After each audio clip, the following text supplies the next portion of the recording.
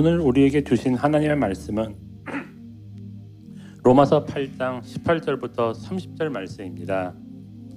나는 현재 우리가 겪는 고난은 장차 우리에게 나타날 영광과 비교하면 아무것도 아니라고 생각합니다. 모든 피조물은 하나님의 자녀들이 나타나기만을 간절히 기다리고 있습니다. 피조물은 허무하게 되었습니다. 그렇게 된 것은 피조물이 원해서가 아니라 그렇게 하신 하나님의 뜻 때문이었습니다. 하지만 소망은 있습니다. 그것은 피조물도 썩어짐의 굴레에서 해방되어 하나님의 자녀가 누리는 영광스러운 자유에 참여하리라는 소망입니다. 우리는 모든 피조물이 이제까지 신음하고 해산의 고통을 겪고 있다는 것을 압니다. 피조물만 아니라 성령의 첫 열매를 받은 우리들 자신도 속으로 신음하며 우리가 하나님의 자녀가 되는 것과 우리 몸이 구속될 것을 간절히 기다리고 있습니다.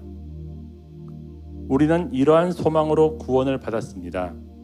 눈에 보이는 소망은 소망이 아닙니다. 보이는 것을 소망하는 사람이 어디 있겠습니까?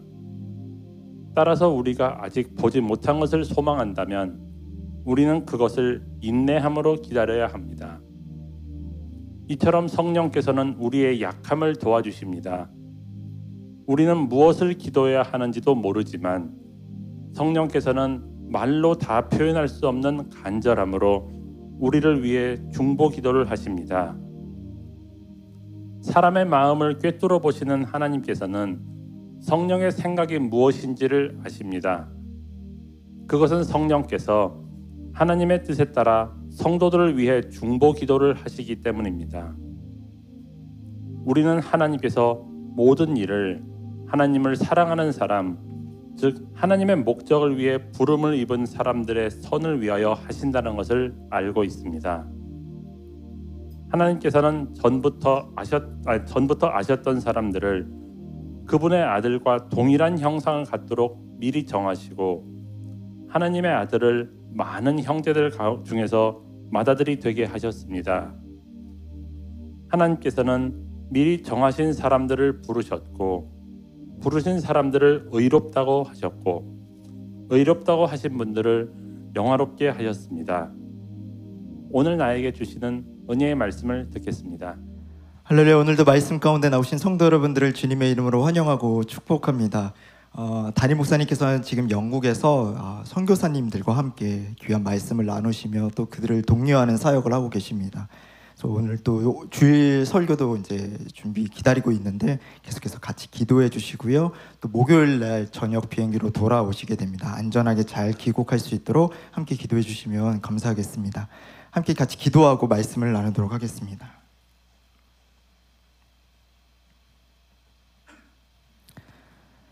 하나님 아버지, 이 시간에 주의 성령으로 우리 가운데 운행하여 주셔서 우리를 향하신 그 하나님 아버지의 음성이 깨달아질 수 있는 역사가 일어나기를 주님 소망합니다.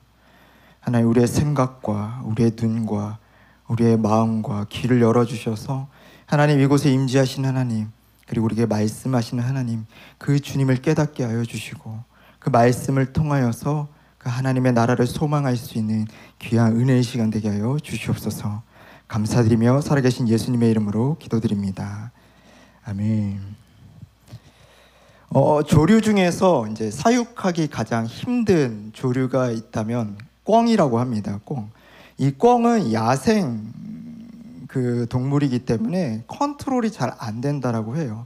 그래서 이 울타리 안에서 키울 수가 없고 하늘에 이렇게 펜스를 쳐서야만 이제 키울 수 있는 조류라고 합니다. 그런데 이 꿩을 이 하늘에 펜스도 없이 그냥 울타리만 쳐놓고 잘 키울 수 있는 곳이 있다라고 해요. 그래서 어떤 목사님이 그곳을 우연찮게 방문을 하게 되셨는데 어떤 방법으로 이 그 컨트롤되지 않는 이 꿩을 키우는가 이렇게 봤더니 꿩의 머리 위에다가 조그만 갓을 이렇게 씌운다고 합니다. 그래서 꿩 머리에 이렇게 선캡처럼 다 씌우는 거예요. 왜 이걸 씌웠냐 이렇게 물어봤더니 이 꿩은 겁이 많은 그 새라서 자기가 하늘을 날려고 하늘을 딱 봤을 때 이렇게 선캡이 가로막고 있잖아요. 그래서 자기가 날개짓을 하면 거기에 부딪힐까 봐 날개짓을 시도조차 하지 않는다는 거예요. 그래서 계속해서 그렇게 살다가 보면 이 꿩이 날지도 못하고 닭처럼 그냥 계속해서 바닥에 있는 모이만 쪼아 먹게 되는 그런 새로 변하게 된다. 그래서 위에 펜스를 치지 않아도 이 꿩을 사육할 수 있다라고 이야기합니다. 이 단순한 가림막 하나로 이 꿩이 날지 못하게 하는 것처럼, 단순히 이 땅에 있는 것이 전부인 것처럼 만드는 그것처럼 우리의 신앙생활도 좀 이와 같이 좀 비슷한 것 같아요. 우리는 언제부턴가 하늘을 바라보고 그 하늘을 소망하는 것에 익숙하지 않은 사람들이 되어버렸습니다. 무슨 말이냐면, 쉽게 얘기하자면 우리는 예수 그리스도의 복음을 누릴 때에 이 십자가의 은혜, 죄사함의 은혜를 누리지만 반대로 그 나아가서 예수 그리스도의 부활의 은혜는 그렇게 마음에 와닿지 않고 묵상하지 않고 쉽게 그것을 은혜로 느끼고 따라가지 않는다라는 거예요. 기껏해야 부활절이나 또한 장례 예배 정도 돼야 우리가 이 부활에 대한 말씀을 묵상하지, 우리 일상생활에서 이 부활을 계속해서 묵상하고 그 은혜를 누리지 못한다라는 사실입니다. 왜 그런 것일까요? 이 부활의 은혜는 너무나 우리에게 먼 이야기처럼 뜬구름처럼 여겨지기 때문이에요. 이 십자가의 은혜는 당장에 우리 삶 가운데서 매일 부딪히는 우리의 죄의 문제, 우리의 넘어짐의 문제와 결부가 되어 있기 때문에 매일 하나님의 은혜를 구하고 우리를 용서해 주시고 다시 품어주시는 하나님의 그 은혜로 말미암아 이 죄사함의 은혜는 크게 다가옵니다. 그런데 반면에 이 부활의 은혜는 예수님께서 다시 재림하여 이 땅에 오실 때 우리가 그분과 함께 다시금 살아날 것, 몸이 부활할 것, 그래서 하나님의 백성으로 그 천국 본향으로 들어갈 것에 대해서 말씀하고 계시기 때문에 지금 우리의 삶과는 굉장히 멀리 있는, 지금은 당장은 상관없는 말씀처럼 여겨지기 때문이다라는 거죠. 그런데 우리가 한 가지 깨달아야 될 사실이 있습니다. 그것은 무엇이냐면 바로 이 십자가의 은혜, 구속의 은혜도 너무나도 중요하지만 그것만큼 또는 그것보다 더 중요한 것이 바로 이 부활의 은혜다라는 사실이에요. 기독교가 다른 종교와 다른 것은 무엇이냐면 우리를 위해서 자신의 생명을 내어주신 예수 그리스도께서 죽으셨을 뿐만 아니라 다시 살아나셨다라는 것에 있습니다. 이 부활의 사건이 있어야 비로소 우리가 예수 그리스도의 십자가로 인해서 죄사함을 받고 그 은혜를 누리며 살아가는 우리의 모든 삶 가운데 소망을 가질 수 있는 것이에요. 구원받은 성도들로서 앞으로 어떻게 살아야 되고 어떤 마음가짐으로 어떤 목적으로 살아가야 되는지 그 소망이 우리 가운데 생길 수 있다라는 것입니다. 만약에 이것이 없다면, 이 부활의 소망이 없다면 어떤 구원만을 강조하는 이단들처럼 구원 이후의 삶은 너무나도 중요하지 않는 것처럼 치부할 수 있게 된다는 거죠. 사랑하는 성도 여러분, 여기 계신 저와 모든 성도님들이 이 십자가의 은혜, 예수 그리스도의 죄사함의 은혜와 구원의 은혜를 누릴 뿐만 아니라 더불어 부활의 은혜도 함께 누릴 수 있는, 저 하늘나라 천국 본향을 사모하며 매일매일을 살아갈 수 있는 그런 저와 허브의 모든 성도님들 될 수 있기를 주님의 이름으로 축복합니다. 이 부활의 소망이 있어야만 썩어질 이 땅의 것에 매이지 않을 수 있는 것이에요. 오늘 본문은 우리가 장차 우리에게 다가올 그 영원한 영광에 대해서 이야기를 하고 있습니다. 이 본문이 있기 전에 바울은 먼저 로마서 8장 1절부터 17절까지 말씀을 통해서 이 예수 그리스도의 십자가의 은혜로 말미암아 구원받은 사람들이 어떻게 저 천국 본향을 기업으로 받을 하나님의 자녀가 되었는지를 설명해 주고 있는 부분이에요.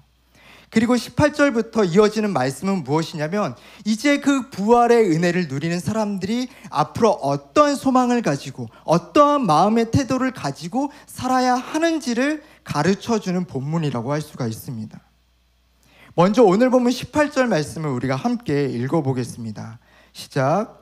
나는 현재 우리가 겪는 고난은 장차 우리에게 나타날 영광과 비교하면 아무것도 아니라고 생각합니다. 아멘. 이 말씀에 보면 바울은 우리에게 나타날 영광이 있다라고 이야기를 하고 있어요. 그런데 이 영광과 비교되는 것이 있는데 바로 그것은 무엇이냐면 현재의 고난입니다. 우리가 당하고 있는 고난. 이 고난은요, 우리가 잘못해서 당하게 되는 고난이 아니에요. 우리가 하나님의 백성으로서 살아갈 때 부득이하게 당할 수밖에 없는 고난을 의미하는 겁니다.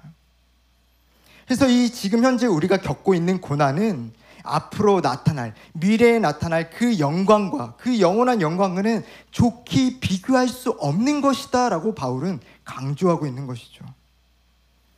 제가 자라온 모교의 담임 목사님께서 이제 개척 시절 때 한 젊은 부부를 신방한 그 일들을 말씀해 주신 것이 기억이 납니다.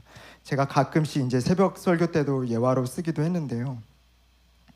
제가 태어나고 자라난 곳이 바로 이제 여기서 멀지 않은 관악구 봉천동이에요. 서울대 입구가 있는 이제 그 동네에서 제가 태어나고 자라났는데, 밭들봉에 하늘천자, 하늘을 바치는 동네. 그러니까 말은 너무나 좀 거창하지만 달동네였습니다. 너무나 못 사는 동네였어요. 지금은 너무나 잘 살아요. 비하하는 거 아닙니다. 왜냐하면 마을 전체가 공용 화장실을 이렇게 사용하고, 이렇게 세수도 샤워도 이제 그 부엌에서 하고 막 그랬어야 됐거든요. 제가 초등학생 때 대부분의 친구들의 집에 놀러 가면 그러니까 자기 집에 화장실을 가지고 있는 집이 거의 없었어요. 연탄을 다 떼고 그만큼 어려웠던 동네였습니다. 그리고 저희 동네로 촬영도 되게 많이 왔어요. 방송국에서. 그래서 무슨 촬영이 왔냐? 여러분 아시는 분들도 있을 수 있지 모르겠지만 경찰청 사람들이라고. 여러분 아세요? 왜 맨날 체포 장면을 우리 동네 와서 찍는지 모르겠어요. 그 밤에 집 앞에서 막 시끄러워서 나가면 막 누가 수갑을 차고 있어요. 그래서 뭐지 보면은 촬영하고 있는 거예요. 제가 너무 재밌게 봤거든요. 경찰청 사람들. 그만큼 좀 어두침침하고 그런 못 사는 동네였는데, 그런 시절에 이 담임 목사님께서 젊은 부부를 신방한 거예요. 그 산동네 언덕으로 올라가서 집에 들어갔더니 그 집안에 그 뭐 곰팡이 피어 있고 그 쾌쾌한 냄새에 장판은 다 울어 있고 벽지도 막 여구저구 막 뜯어져 있고, 도대체 여기서 어떻게 살까? 못 산다 하지만 이 정도일 줄은 몰랐다라는 거예요.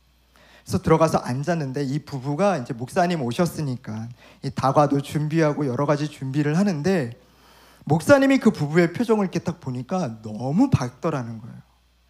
어떻게 이곳에 살면서 저렇게까지 밝을 수 있을까? 이분들 안에 정말 은혜가 충만해서 이런 얼굴에 미소가 나오는 것일까? 그래서 너무 궁금해서 목사님이 물어보셨대요. 뭐가 그렇게 기쁘십니까? 뭐가 그렇게 행복하세요? 그랬더니 이 부부가 수줍어하면서 뭐라고 얘기를 했냐면, 목사님, 저희가 아파트에 당첨이 됐습니다. 그래서 다음 달이면 이사를 가게 됐어요. 그때 목사님이 깨달으셨더라고요. 그들 눈에는 그 벽에 피어있는 곰팡이가 보이지 않는 거예요. 그 집안의 여러 형편 어려움들이 느껴지지 않는 거예요. 오로지 눈을 떠도 아파트, 눈을 감아도 아파트, 자기네들이 한 달 뒤에 갈 그 아파트 생각만 하니까 늘 기쁜 거예요. 그곳에 살면서 그 척박한 곳, 그 정말 언제 무너져도 뭐라 할 수 없는 그곳에 살면서도 기쁘고 행복했다라는 것입니다. 오늘 말씀도 이와 같아요.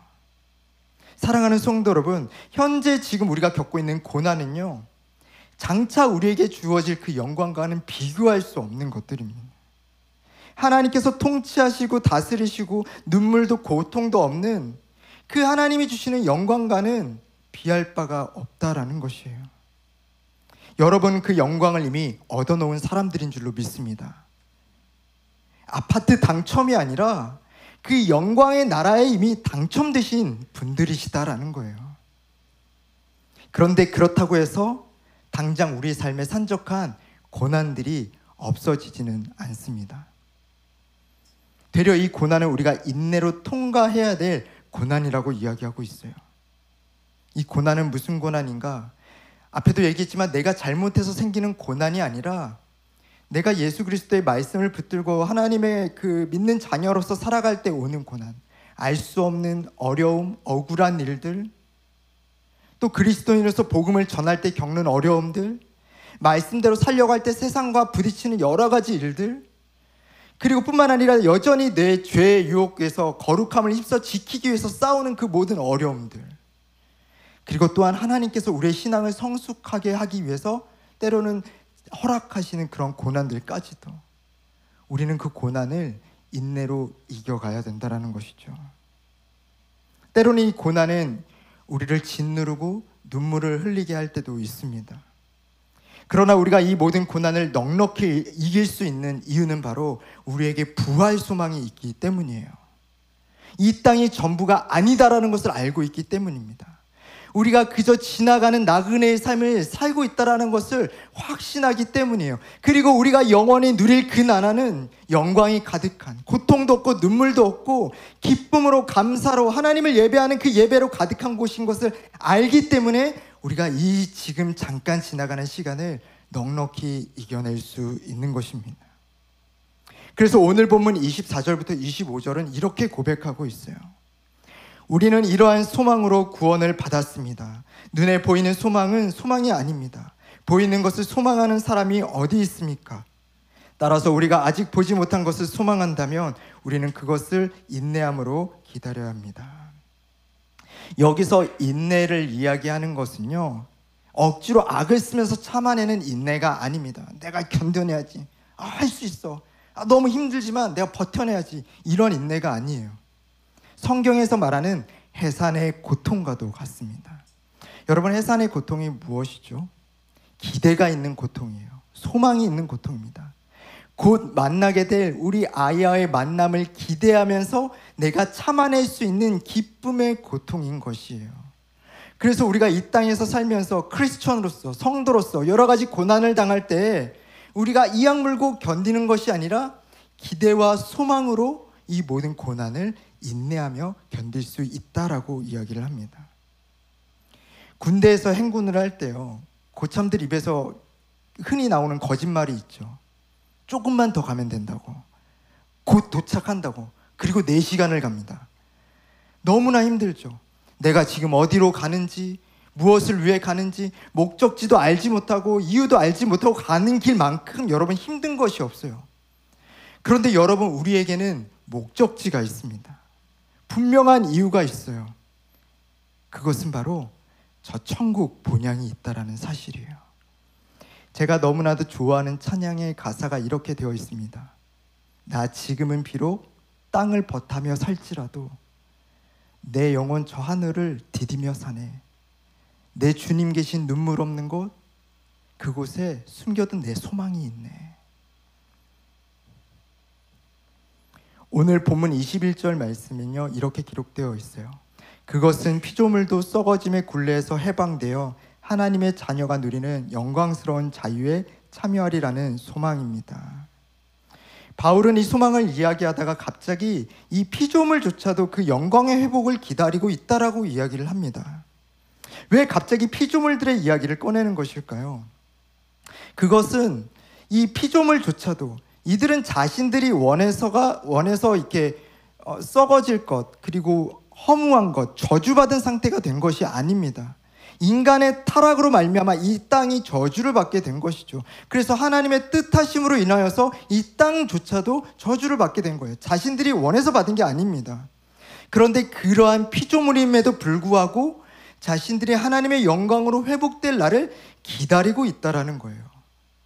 그런데 하물며 스스로 범죄하여 떠났던, 죄로 인해서 죽을 수밖에 없는 우리가 하나님의 은혜로 말미암아 구원을 받았고 이제는 하나님의 양자가 되어 저 천국을 누릴 수 있게 된 그 사람들이, 피조물도 그 하나님 나라를 소망하고 영광을 기대하는데 하물며 너희들이 그것을 소망하는 것이 마땅하지 않느냐라고 지금 바울은 이야기를 하고 있는 것입니다. 사랑하는 성도 여러분, 그날은 반드시 오게 되어 있어요. 21절 말씀처럼 썩어짐의 종노릇한 데서 해방이 되어서 우리가 하나님의 자녀의 자유를, 그 영원한 영광을 누리는 그 천국 본향에서의 삶이 곧 우리에게 펼쳐지게 될 것입니다. 여러분 믿으십니까? 이 땅의 삶이 전부가 아니다라는 것을 여러분 믿으십니까? 그렇기 때문에 우리는 지금의 삶을 참고 기대하며 감사함으로 소망을 가지고 인내하며 나아가야 되는 것이죠. 우리에게 어떠한 소망을 줄 수 없는 이 땅에 눈에 보이는 것들이 아니라 저 본향을 사모하며 소망하며 나아가야 되는 것입니다. 믿음의 선한 싸움, 이 경주를 끝까지 완주해 내야 합니다. 그런 저와 허브의 모든 성도님들 될 수 있기를 주님의 이름으로 축복합니다. 그렇다면 우리가 이 고난 중에서 이 장차 다가올 영원한 영광을 기대하며 소망하며 우리가 신앙생활, 나그네의 삶을 이어갈 때 하나님은 우리 가운데 어떠한 일들을 하시는가? 하나님은 우리에게 어떤 힘, 어떤 위로와 어떤 격려를 주시는가? 그분은 단순히 손 놓고 그냥 바라보시는 분이 아니세요. 어디 한번 잘 견뎌내봐라 그냥 내버려 두시는 분이 아니십니다. 하나님은 우리 삶 가운데 어떻게 개입하시는가? 첫 번째, 성령을 통하여서 우리의 연약함을 도우신다라는 사실이에요. 오늘 보면 26절, 27절 말씀을 함께 읽겠습니다. 시작. 이처럼 성령께서 우리의 연약함을 도와주십니다. 우리는 무엇을 기도해야 하는지도 모르지만 성령께서는 말로 다 표현할 수 없는 간절함으로 우리를 위해 중보기도를 하십니다. 사람의 마음을 꿰뚫어 보시는 하나님께서는 성령의 생각이 무엇인지를 아십니다. 성령께서 하나님의 뜻에 따라 성도들을 위해 중보기도를 하시기 때문입니다. 여기서 말한 약함, 이 개역개정에는 연약함으로 나와 있어요. 거기에 이 연약함은 무엇인가? 우리가 겪어내야 될 그 고난에 대한 연약함입니다. 어떤 연약함이죠? 하나님 말씀 따르는 것을 포기하고 싶은 마음. 하나님 말씀을 따르다가 억울한 일을 당했을 때 확 뒤집어 엎고 싶은 그 마음. 그냥 혈과 육으로 싸우고 싶은 그 마음. 때로는 모든 것을 포기하고 당장 눈앞에 있는 그 세상의 것들, 세상의 소망들을 따라가고 싶은 그 유혹, 그 마음들을 주님은 아신다라는 거예요. 우리의 그 연약함을 아신다라는 거죠. 그래서 성령께서는 우리 안에 내주하셔서 그 하나님의 뜻에 따라, 하나님의 뜻이 무엇이죠? 우리가 이 땅에서 나그네의 삶을 살 때 온전히 이 믿음의 경주를 완주하는 것입니다. 하나님의 그 나라의 본향에 들어가 우리가 기업으로 그 받을 그 나라를 온전히 받게 되는 그 때를 기다리는 것이에요. 그래서 그것을 위해서 성령께서는 우리를 위하여서 말할 수 없는 탄식으로 중보기도를 하신다. 우리는 무엇을 위해 기도해야 될지 모르지만 그 고난 가운데서 하나님 어찌해야 됩니까? 그저 하나님만을 부르지만 성령께서는 우리에게 있어야 될 기도, 우리에게 있어야 될 그 위로와 격려가 무엇인지를 아시고 우리를 위해서 중보하시며 우리를 도우신다라는 사실이에요. 두 번째는 하나님을 사랑하는 자, 곧 그의 뜻대로 부르심을 받은 자들에게 모든 것이 합력하여 선을 이루신다라는 사실입니다. 오늘 본문 28절을요 제가 읽어드릴게요. 우리는 하나님께서 모든 일을 하나님을 사랑하는 사람, 즉 하나님의 목적을 위해 부르심을 입은 사람들을 선을 위하여 하신다는 것을 알고 있습니다. 이 말씀은요 우리가 특별히 개역개정의 말씀이 더 익숙하고 더 와닿기 때문에 이 말씀을 개역개정으로 다시 한 번 더 우리 함께 읽어보도록 하겠습니다. 시작.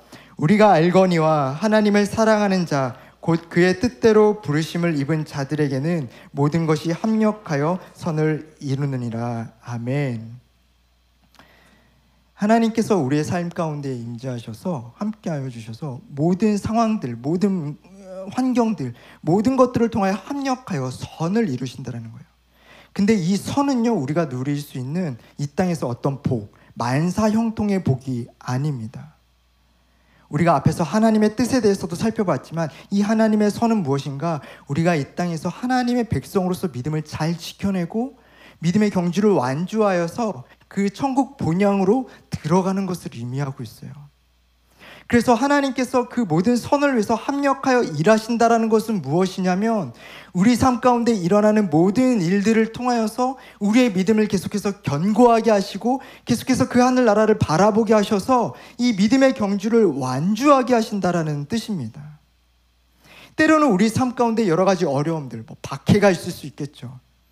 파산을 할 수도 있고 실직을 할 수도 있고 사랑하는 자를 먼저 떠나보내야 되는 그런 이별의 아픔을 겪어야 될 때도 있습니다.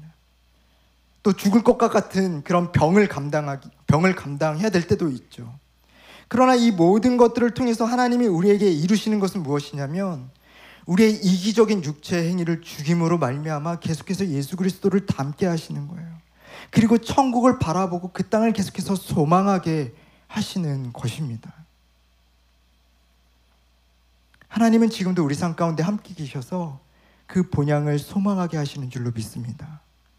썩어질 이 땅의 것이 아니라 나는 여전히 그 갓을 쓴 꿩처럼 이 땅의 것만 바라보고 있지만 하나님은 계속해서 삶의 여러 가지 사건과 일들과 어떤 이벤트를 통하여서 여러 가지 문제들을 통해서 우리를 깨우시고 그 선으로 이끄신다라는 거예요. 이 땅의 것이 전부가 아니다라는 것을 가르쳐 주시기 위해서 우리는 저 천국 본향을 향해서 나아가는 사람들이다라는 것을 깨우쳐 주기 위해서요. 우리 마지막으로 29절부터 30절 말씀을 함께 읽어보겠습니다. 시작. 하나님께서는 전부터 아셨던 사람들을 그분의 아들과 동일한 형상을 갖도록 미리 정하시고 하나님의 아들의 많은 형제들 중에서 맏아들이 되게 하셨습니다. 하나님께서는 이미 정하신 사람들을 부르셨고 부르신 사람들을 의롭다 하셨고 의롭다 하신 사람들을 영화롭게 하셨습니다. 아멘. 여기 30절 말씀에 보면 영화롭게 하셨습니다라고 나와 있어요. 여기서 영화롭게 하셨다라는 말은요, 이 고대 헬라어에서 이제 흔히 사용되었던 문법 중에 하나인 부정과거 시제를 사용하고 있습니다. 이 부정과거 시제는 무슨 뜻이냐면 아직 이루어지지 않은 일이에요.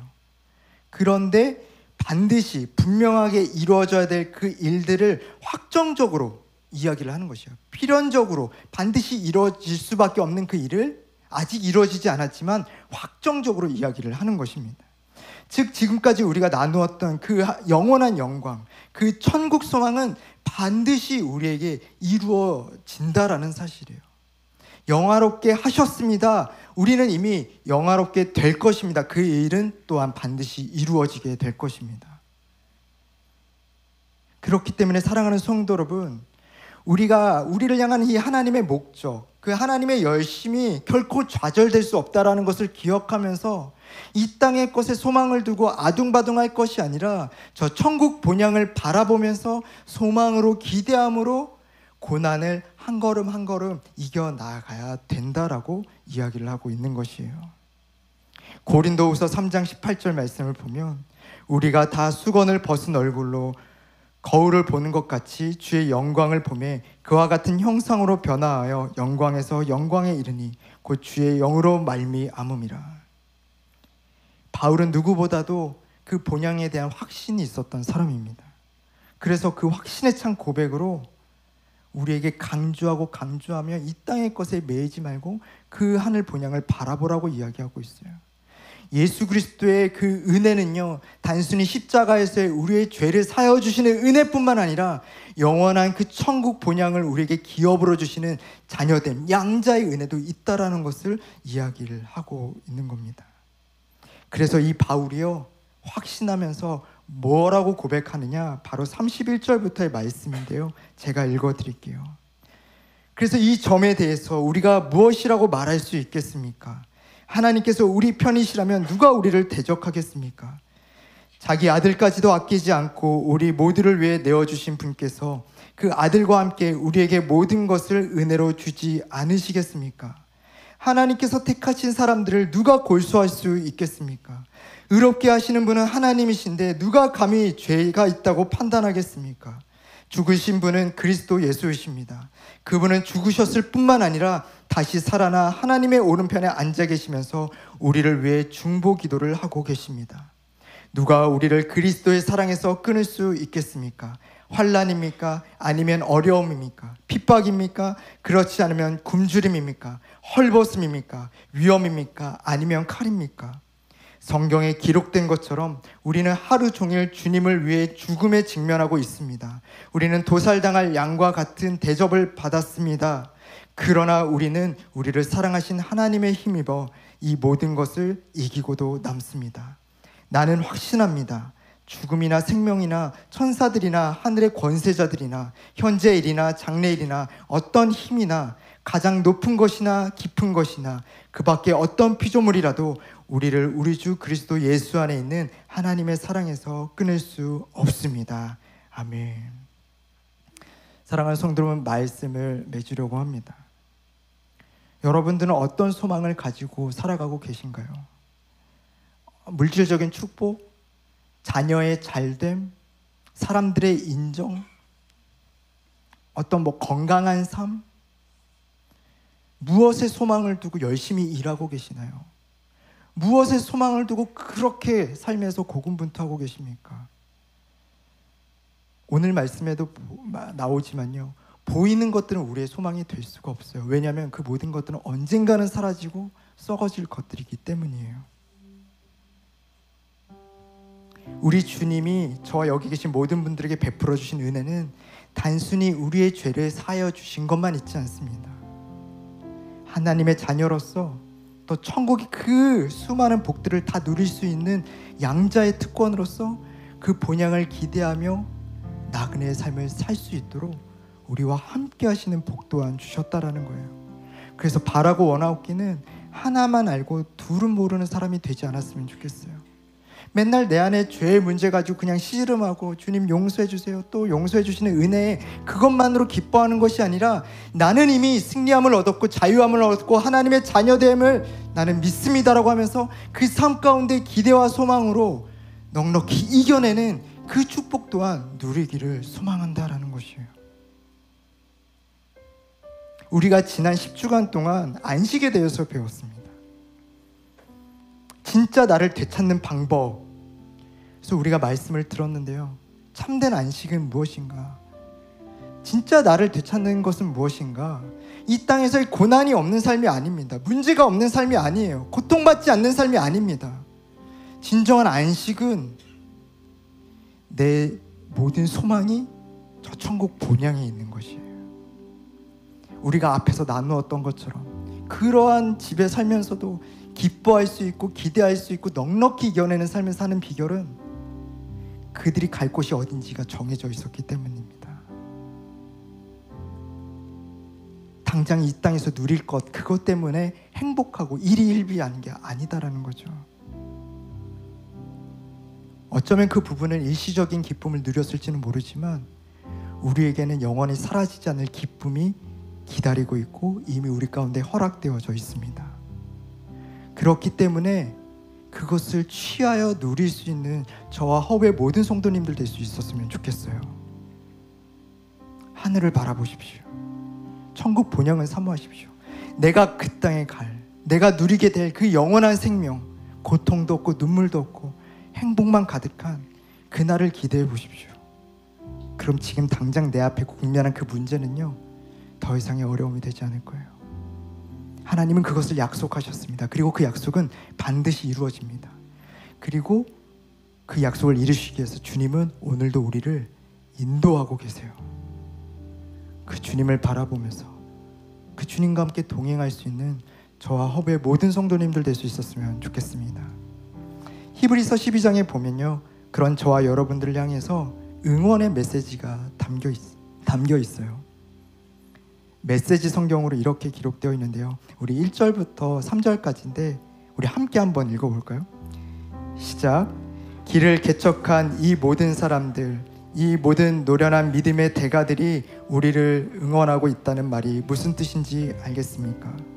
그들이 열어놓은 길을 따라 우리가 앞으로 나아가야 한다는 뜻입니다. 달려가십시오. 절대로 멈추지 마십시오.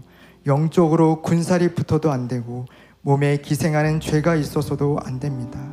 오직 예수만 바라보십시오. 그분은 우리가 참여한 이 경주를 시작하고 완주하신 분이십니다. 그분이 어떻게 하셨는지 배우십시오.